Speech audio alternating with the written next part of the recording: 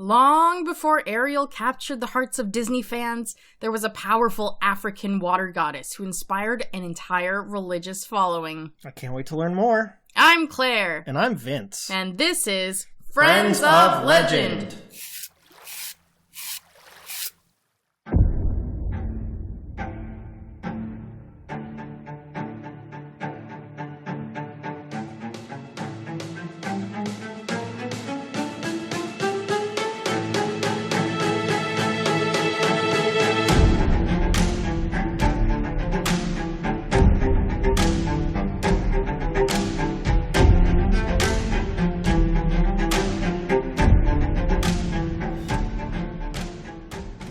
Welcome to Friends of Legend, where we give you an elementary education on all sorts of magical creatures, which I'm fairly sure your grade teachers only glossed over. They didn't offer care of magical creatures in my school district. That's disappointing. Where are our tax dollars going anyway? Football, I guess. Yeah, in our neck of the woods. So today we're going to be talking about Mami Wata. Seamless transition. Thanks. Have you heard of Mami Wata? Not until you told me about her. I'm not surprised that you hadn't heard about her, and I hadn't heard about her before I started doing the research for this episode, but she is very important to many people in Africa. So, Mami Wata is a water deity who is celebrated and worshipped throughout Africa. That includes West, Central, and Southern Africa, as well as regions in the Americas, with communities of people descended from sub-Saharan Africans. Huh. The name kind of reminds me of the Mither of the Sea. Yeah, I thought about that too. So I want to give a little disclaimer. As our listeners know, we tend to keep things pretty lighthearted on this podcast. And when it comes to discussing deities as our friends of legend, there's a fine line between chatting about our subject in a relatable way versus downplaying the impact and importance that these spirits have on cultures of the world. The latter has never been our intent, and if we ever say something about a spiritual figure that upsets you, please know that we are very sorry and that our goal is to approach these topics in an accessible way. Don't hesitate to write into us, though, to share your perspective. We would definitely appreciate that. We want to do our best. Absolutely. We're here to have fun. In a respectful way. So, knowing that Mami Wata is a water deity, you probably think that the name is just sort of an English form of Mother Water. I mean, I was just assuming that was a coincidence, since this did not start in an English-speaking place. Yeah. So that is something that a lot of people believe, but it is most likely that Mami Wata is derived from African-speaking countries and their languages. So one likely root comes from the Egyptian words mami and mama, meaning truth. And Owati, gosh, I'm probably saying that wrong, meaning ocean water. So that's just one possible source of the name. She is often referred to as a single entity, but the name Mami Wata can also be used to refer to a number of African water deities from various cultures. More like a title, then? It's more or less sort of a general name that a lot of folks use to describe mermaids, water deities. Some people will even take on the moniker themselves because she's a very powerful goddess, and being able to relate to her in some way through the name is empowering to many women. And speaking of women, Mami Wata spirits are usually manifested as women, but sometimes they are men. And for simplicity's sake, I will refer to the spirits in the feminine form for this episode, because that's how they're usually depicted. When I did a Google image search, I only saw typically feminine. Yes. And it makes sense when you learn about some of the powers that she possesses, that she is more often a woman. But anyway, so Mami Wata is most often shown as a beautiful black woman, though some of the spirits are fair-skinned and typically mermaid-like in appearance. She's got the upper half of a nude lady and the bottom half of either a fish or a serpent. Yeah, I was wondering about that, because it seemed like a lot of the pictures I saw when I was looking at the appearance to prepare for this, it looked like she had a snake body, but the tail split in half like a fish tail. Well, depending on who you ask, there's multiple Mami Wata spirits, And she's a goddess, so she can manifest herself in various ways. Certainly.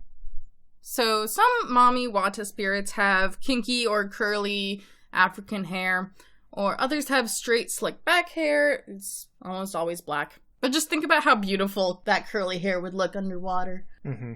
Yeah, why can't she have more than one hairstyle? Sure. Just like us. We can do whatever we want to our hair, and so can Boop. an immortal goddess, you know? And lastly, as far as appearance goes, she is almost always seen with a large snake wrapped around her body, with its head between her breasts. And the snake is seen as a sort of symbol of divinity. I don't know much about the snake in particular, if it has a name, or how long they've been together, but I like that it's her friend.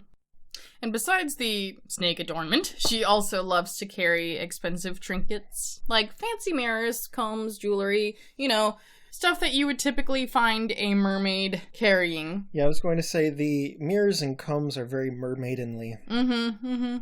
Wow. She loves the luxuries. She's a merwoman. Oh, yeah. So, as far as her behavior, on the reg, she can be found grooming her hair with a comb, gazing at herself in the mirror, doing your typical sort of self-care rituals, which is wonderful. But she also has a very close relationship with humans for a goddess, I would say. Does that mean she lives in the water close to the beach, or what? Sometimes she does. Sometimes she even gets up on land, and I'll talk about that in a second here. So, many stories tell of Mami Wata abducting both her followers and random civilians whilst swimming or boating to take them to a celestial realm, either underwater or in the spirit world, or both. And when the humans return from their encounter, because they don't get harmed, I assume, they become wealthier, more enlightened, more attractive, and more easygoing. So it is a very cherished experience to see Mami Wata, to be captured by her. That's quite generous of her. I mean, a little weird that she has to abduct. Like, if you just laid it out, I'm sure anyone would say, yeah, I'm down for it. Put like a bag over their head and scoop them down to Watertown. Yeah, I wondered about that phrasing on the internet, but I don't know, could be kind of an exciting thing, how sometimes when your friends are throwing a bachelor party, they sneak into your house in the middle of the night and sort of like kidnap you, quote unquote kidnap, but it's for a fun time. No rules, just right out back steakhouse. So other stories will tell of river travelers who come across Mami Wata minding her own business, just grooming herself, doing her thing, interacting with her various baubles. When she notices the traveler on his little boat, and he's usually a man in this scenario, she will flee into the water, leaving her trinkets behind on a rock or beach, etc. It reminds me of the Selkie when she's seen by a human and she may leave her tail or her skin behind. It just made me think of that. Anyway, so the men in these stories will then take the precious trinkets. They are greedy. And soon after, Mami Wata will appear in the man's dreams, demanding that he return her possessions, and furthermore, insisting that he become a faithful lover to her. If he fails to carry out either of these two demands, he will be cursed with ill fortune. Think about how pruny you'll get being in the water all the time. It does sound like she is perfectly capable of being on land, but I think it all has to do with what she prefers that day. I mean, she can do what she pleases. She can either be on the beach, she can be inland, or she can just hang around underwater friends. So, yeah, I don't know where she would want to live with this fella that she kind of spooks into submission. Do you have to be friends with the snake too? I would assume so, yeah. Comes with the package. If you want to be my lover, you gotta be friends with my snake. Oh. That was amazing. Thanks. So, those two stories make her sound pretty benevolent. And she is. I wasn't gonna twist that around. She will interact most often with her worshippers, though, and she's got many worshippers, which are born into matriarchal cultures throughout many parts of Africa, specifically Benin, Togo, Ghana, and Nigeria, to name a few. Okay. They have big followings of her. And she has many devoted priests and mediums whom she possesses and speaks with. So they will have sort of rites of passage, rituals to initiate their young women into the priesthood of Mami Wata. And there are videos on YouTube of these rituals, and it is very interesting, very intense. But it's easy to see why she has such a big following. She is a strong force of healing and fertility. And though she is credited with blessing barren women with pregnancy and ill people with good health, she's also blamed for a whole lot. Aw, like what? Well, in Nigeria, anything from headaches to sterility are supposedly Mami Wata's doing. And in Cameroon, it's said that Mami Wata caused a deadly undertow along the coast that kills many swimmers each year. The mommy giveth and the mommy taketh away. She sure do. But all in all, Mami Wata is a symbol of duality. She represents life and death, male and female, physicality and spirituality. Well, those go hand in hand. But all in all, she's a well-loved goddess for her generosity and her blessings of enlightenment.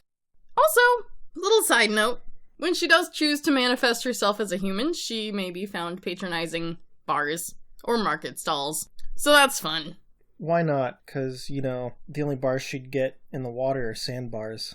Heyo! Ba-dum-bum-ba-dum-bum-ba-dum. You're welcome. But it can't be too hard to tell a Mami Wata spirit in her human form because she is probably going to have her little snaky friend tucked in her bosom. So if you see someone who looks like that at your market stall, at your bar, in Africa, in the Caribbean, just don't scorn her. Yeah. That's her emotional support snake. Yeah, be real careful.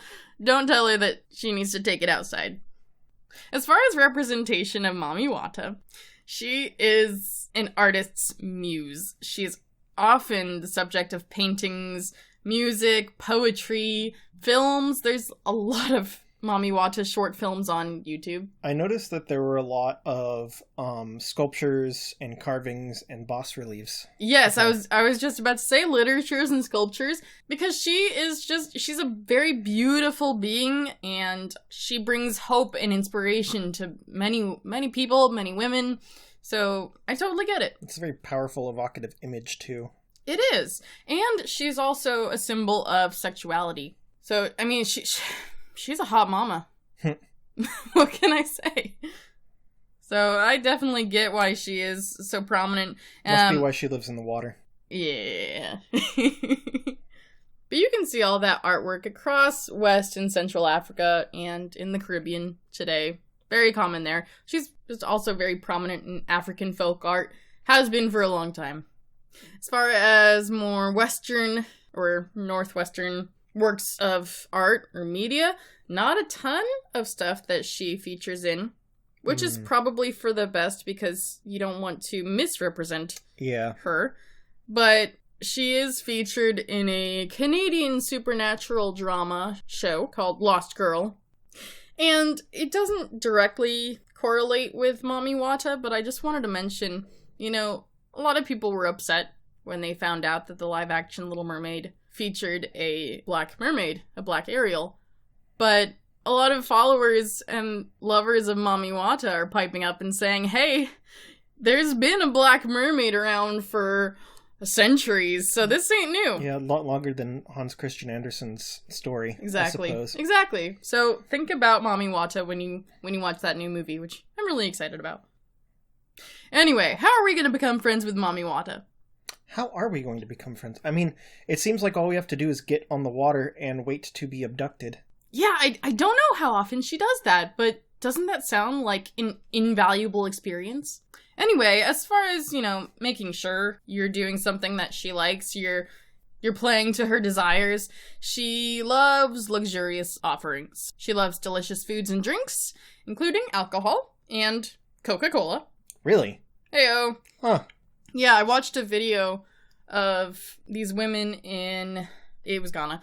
Their whole tribe worships Mami Wata, and one of the women went out into the water and started floating out offerings into the river, or ocean, I can't remember. And she poured out a bottle of Coke into the water. Yeah. So, I mean, if she likes it, and if the fish are for it, I mean, I don't recommend doing that just anywhere. Maybe only where you know that Mami Wata hangs out. Toss a Coke to your mommy. Besides food and drink, she loves jewelry. Of course, she loves powders and perfumes, incense, soaps, anything that smells nice. Who doesn't? So that's an easy way to get in her good graces. As far as having an encounter with her, if you don't want to hang around on a river or in a boat or swimming, hoping to find her, then your best bet is, well, you're probably going to already need to be one of her followers. So someone who was born into one of the matriarchal societies in Africa, the Caribbean, which, you know, not something that you can easily just get into. But if you happen to already be a follower, then they have a good chance of encountering her through intense ritualistic dancing set to folk music with harmonicas, African guitars, and the like. And during the intense dancing, these people, these usually women, will enter a trance and be possessed by Mami Wata, and she will talk to you. But that's going to be the most likely way that a human will have a really good chance of interacting intimately with Mami Wata, if that's what you're looking for. I think we're probably just going to have to suffice ourselves with the giving of gifts. Yes, we are not prepared to assimilate into a completely different culture. So, yes, I think that is about where we stand. That's fine. That's totally fine. All right. We know not all there is to know about Mami Wata, but we know the gist. Yes. So now I think we can safely offer a friend rating. I think so too. If you've never listened to our show before, we love to give each friend their own rating on our 4-tiered scale to describe how easy it is to become friends with this creature. Or, in her case, this goddess, this deity.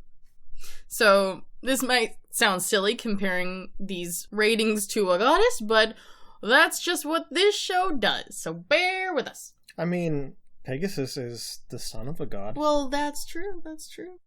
So first off, we've got friend-shaped. This kind of friend would take you to a concert put on by your favorite band. Think of something like a Wolver. Thank you, Wolvers. Next up is cheeky friend. This would be the kind of friend who takes you out to a concert, but it's actually a Smash Mouth concert. Think of something like the Banshee. No, the Banshee would probably take you to a Björk concert. Man, the Banshee loves Shrek. No.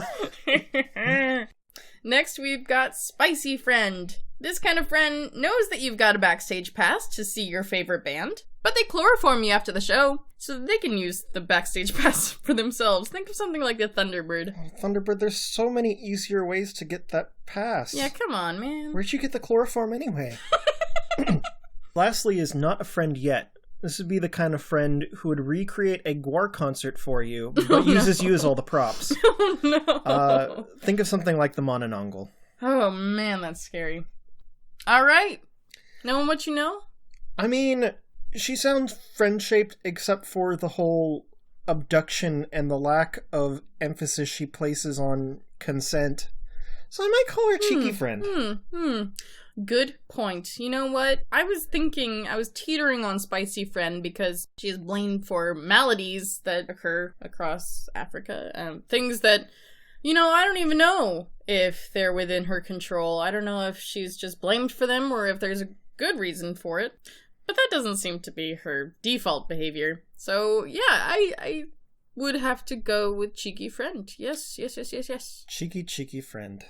Because she doesn't seem to hurt you when she kidnaps you, but it could be very well against your will. No, just doing you a bit of a spoop until bringing you to the wondrous underwater world in which she lives.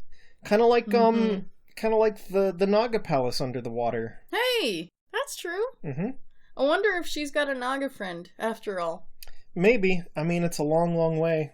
To Ba Sing Se? Well, to India, but yes, also to Ba Sing Se.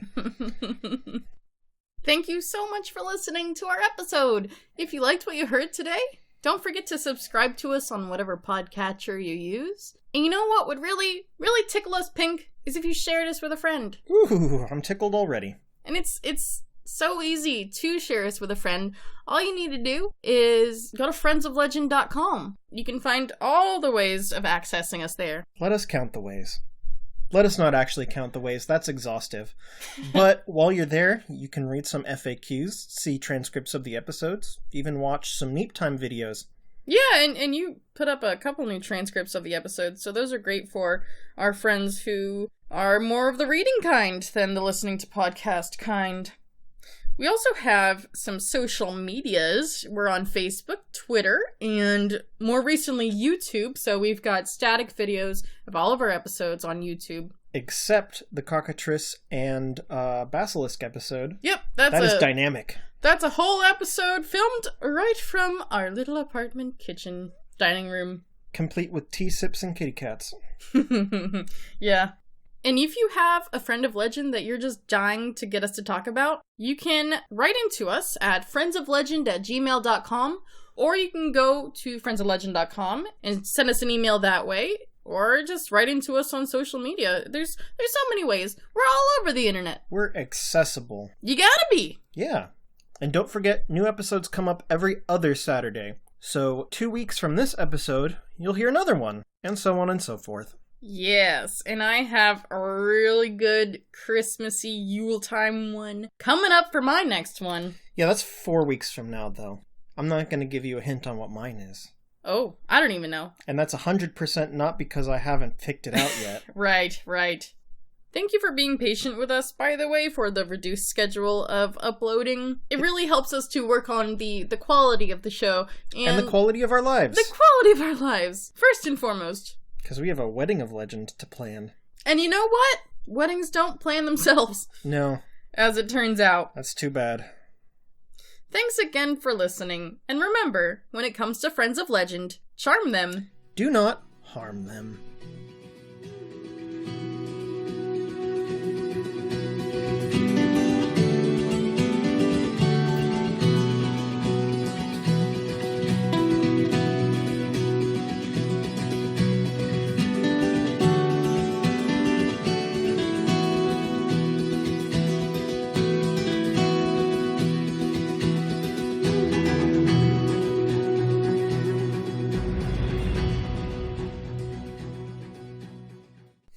I One Take Jake. Hi. I like your One Take Jake dance. Thanks. I thought you were doing a dance to the Friends of Legend intro. Ah, that too.